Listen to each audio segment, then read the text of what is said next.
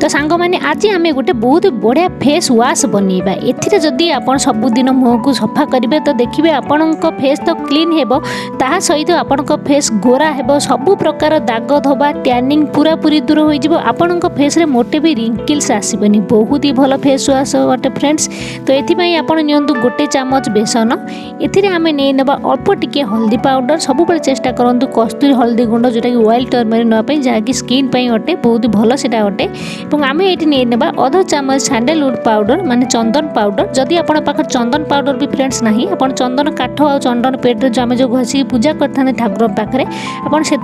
घसी बाहर करके तार पेस्ट ये यूज करेंगे। आउ ये आम नहीं ना 2-3 चामच कंचा क्षीर सब चेष्टा करूँ कंचा क्षीर यूज करने तो 2-3 चामच कंचा क्षीर पकई आम गोटे पेस्ट बनइबा जदि चाहिए तो फ्रेंड्स आप जब कंचा क्षीर ना तो आप रोज वाटर भी मिक्स करेंगे ना जब भी रोज वाटर ना तो आप नॉर्मल पानी रे भी यूज करेंगे आप चाहिए तो दही भी यूज करेंगे किसी भी आप ऐड कर यार गोटे पेस्ट बनई ने या सबुदिन आप फेस ही आप फेस को वाश करेंगे लगेबे और फेस को मसाज कर धोइबे।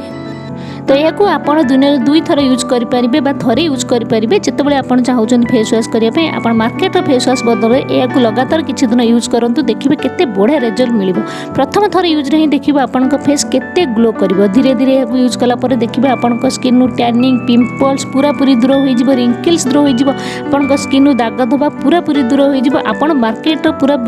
जो एत दामी दामी फेस वाश पूरा पूरी भूलीजे जो थे कि बहुत ही केमिकल्स रही है कि आप थे बनातु यूज करूँ आ किपर लगे निहाती जणाइबे।